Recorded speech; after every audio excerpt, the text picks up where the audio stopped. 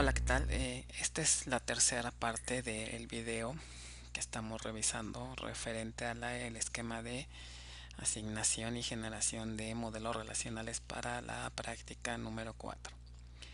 En esta ocasión vamos a revisar el último escenario que nos falta de ilustrar, en el que vamos a derivar, más bien a fragmentar a la entidad artículo revista eh, con respecto a artículo.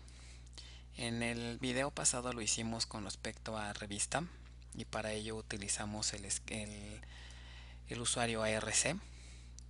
Como pueden observar, aquí tenemos el esquema, el modelo relacional para artículo revista considerando a revista. Y en el caso de ARC2 algo similar. Y ahora lo que vamos a hacer es en el ambiente del usuario JRC, que aquí estamos simulando, como pueden ver, cuatro modelos relacionales, porque bueno, estoy asumiendo que la práctica se desarrolla en equipo, por lo tanto tenemos que derivar en ambas estrategias. Entonces vamos a implementar este mecanismo de asignación empleando artículo, ¿no? Basándonos en la fragmentación de artículo. Entonces voy a regresar aquí a nuestros dibujos. Aquí de lo que vimos en el video pasado tenemos el esquema de artículo. Voy a poner aquí una A de artículo. Y ahora vamos a representar a artículo revista. Entonces voy a dibujar aquí una tabla. Supongamos que esta es la tabla artículo revista. Bueno, ahora está muy delgadita la línea, la voy a hacer un poquito más gruesa. Entonces esta va a ser artículo revista. Ahora, aquí hay un detalle interesante, ¿no? Las reglas de negocio nos dice que debemos de considerar artículo, pero resulta que artículo fue fragmentado de manera vertical. Entonces no hay como tal una derivación, ¿no? Como si fuera como en el caso de una fragmentación horizontal derivada.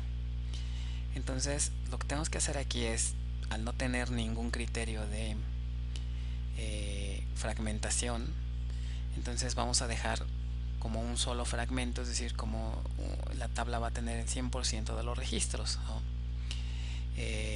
Platicábamos en clase de, entonces, bueno, qué nombre le vamos a asignar a la tabla, ¿no? Comentaban algunos que puede ser, podemos dejarle el nombre original, puede ser, o la otra, asignarle el nombre de un solo fragmento.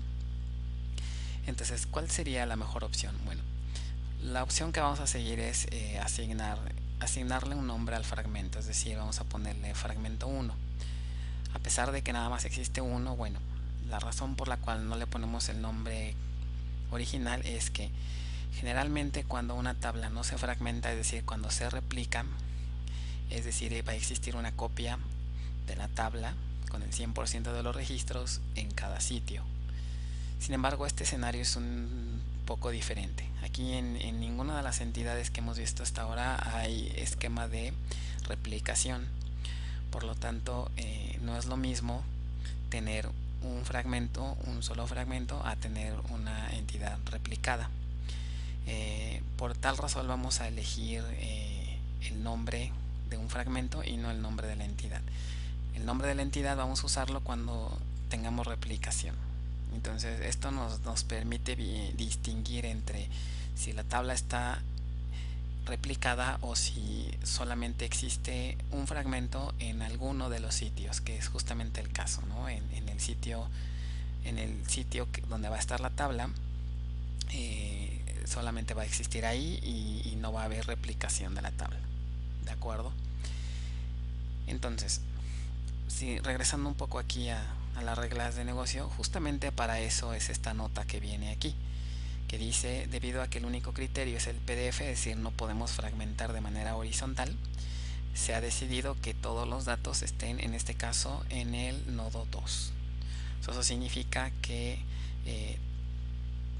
este fragmento, el único fragmento que conforma a la tabla artículo revista, va a estar en S2.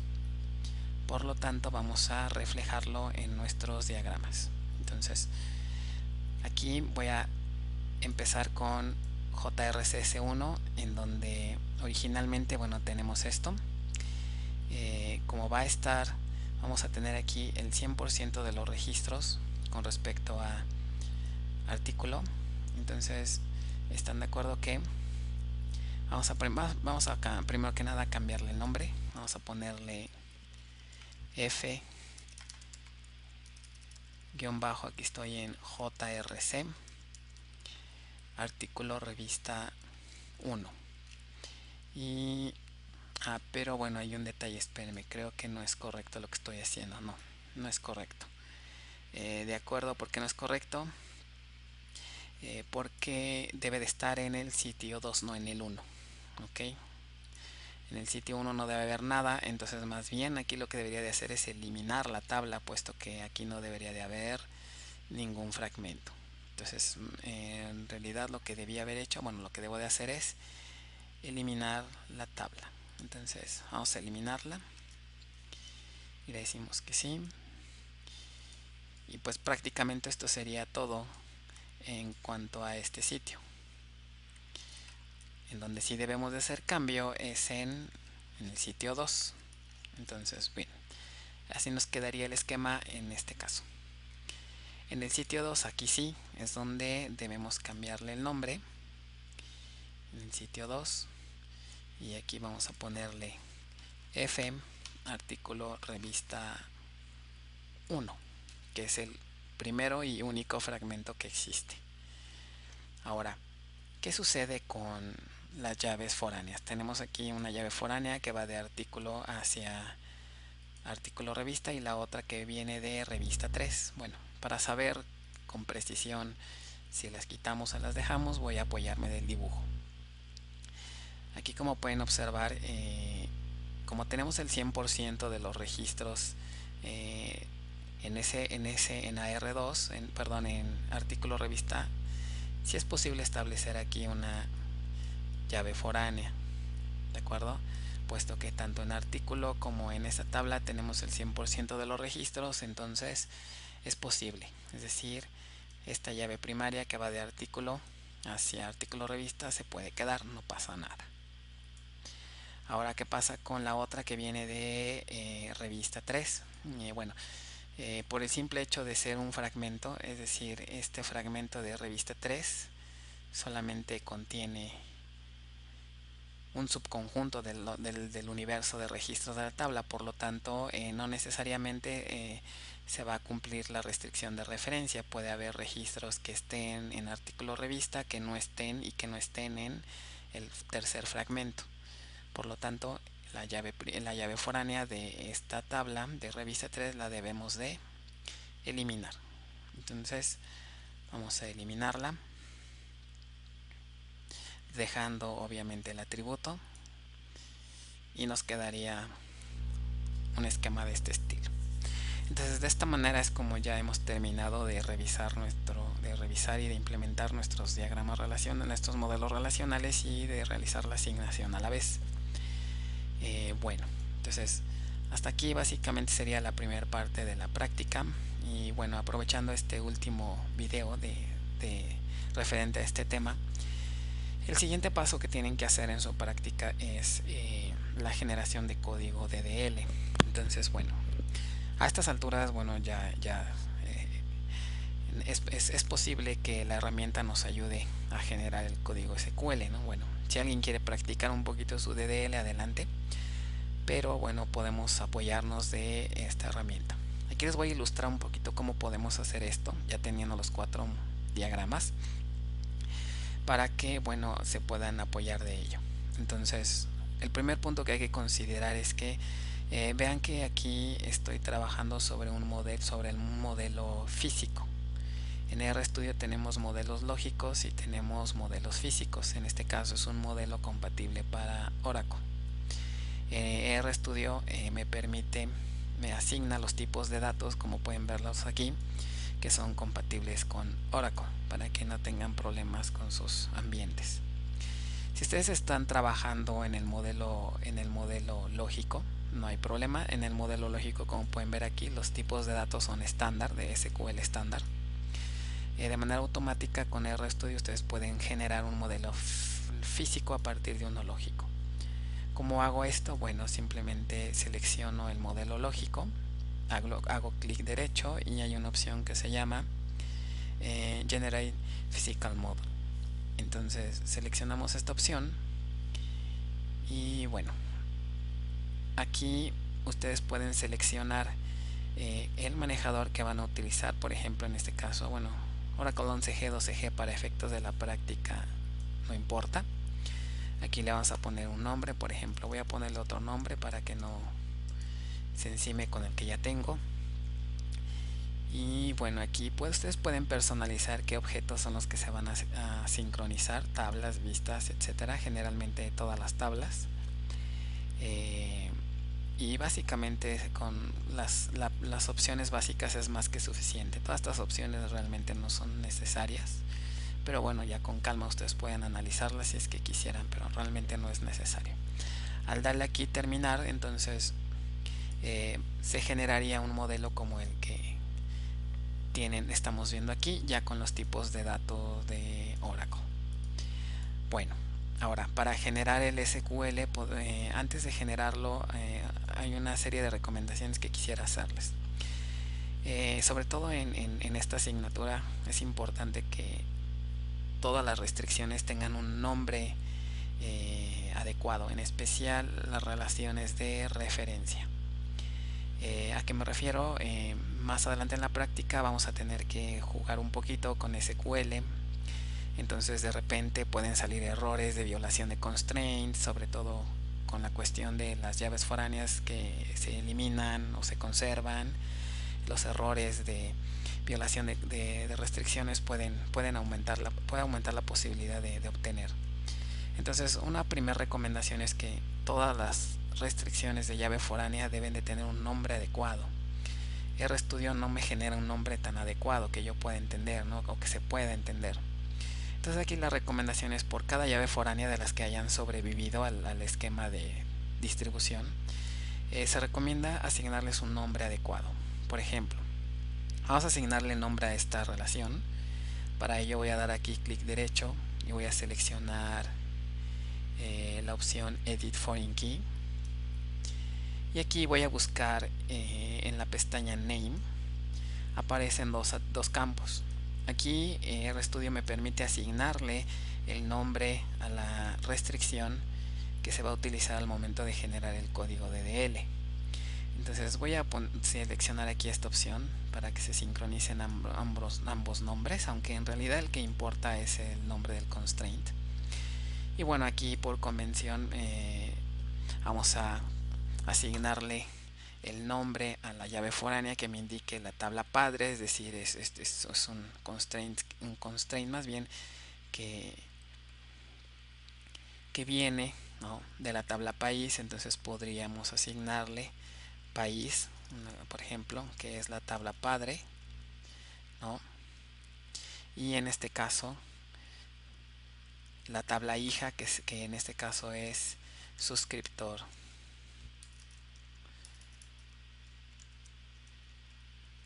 Suscriptor 3. Vamos a dejarle a tomar como convención que sea nada más el nombre del fragmento. Entonces de esta manera, si ustedes ven un error de violación de constraints, el manejador les va a decir hubo un problema en este constraint y les va a imprimir esta cadena. Entonces ustedes aquí fácilmente pueden ver de qué restricción se trata. Bueno, pues es la tabla padre, que es país, y la tabla hija, que es suscriptor, ¿no? Entonces con ello pueden identificar rápidamente dónde está el problema. Entonces damos OK y así hacemos lo mismo para las demás llaves foráneas. Pueden utilizar otra convención si así ustedes lo desean, pero bueno, lo importante es que identifiquen rápidamente de qué relación o de qué constraint se trata. Lo mismo podemos hacer con las llaves primarias, los demás tipos de restricciones. Entonces aquí, por ejemplo, con las llaves primarias también, cuando se define la columna, ¿no?, podemos también definir su las restricciones de el nombre de la restricción, ¿no? Pero bueno, vamos a revisar entonces qué sucede con el código SQL que se genera. Bueno,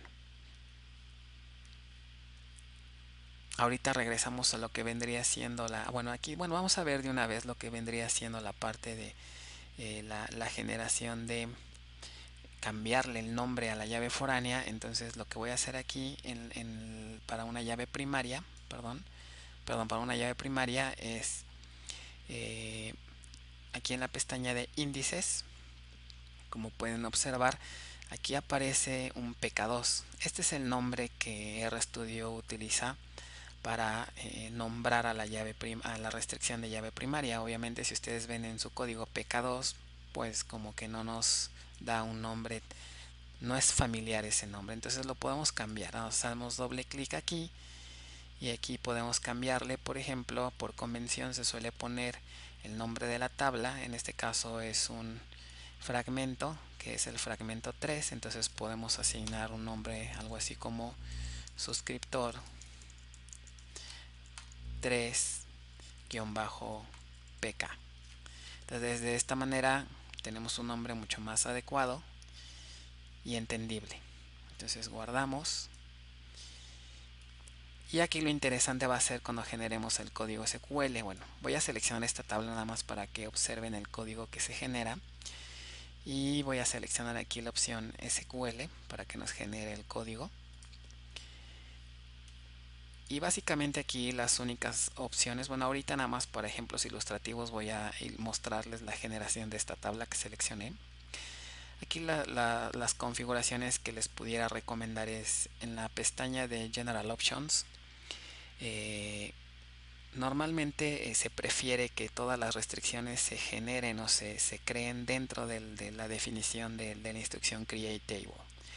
Entonces, en lugar de que se generen vía la instrucción Alter Table. Entonces yo aquí les recomiendo que seleccionen la opción Implement a través de la instrucción Create Table, que se implementen vía Create Table. Y es importante que seleccionen también la opción de generar las tablas en orden de dependencia para evitar problemas al momento de crear el script. Básicamente son las dos opciones que generalmente nos sirven para esto. Entonces, bueno, si observan aquí en el código, en el preliminar, pueden observar las configuraciones que hicimos. Por ejemplo, pueden observar aquí el nombre del constraint, que es justamente el que configuramos. Y en el caso de la llave foránea, observen que está también aquí el nombre que nosotros configuramos, país suscriptor-3. Observen también que los constraints se están creando dentro de la instrucción Create Table y no vía Alter Table. Entonces siempre se recomienda crearlas dentro de su propia tabla para que el código sea más entendible. Entonces, bueno, esta es una opción, esto es algo opcional que pueden usar para generar el código de sus esquemas. Entonces no es necesario que los generen a mano, pero bueno, si quieren practicar o si están un poquito atrasados en el código de DL, pues valdría la pena generarlos manualmente. Bueno, pues básicamente esto es todo en cuanto a este video, y pues nuevamente cualquier duda o comentario escriban por favor, y básicamente eso es todo.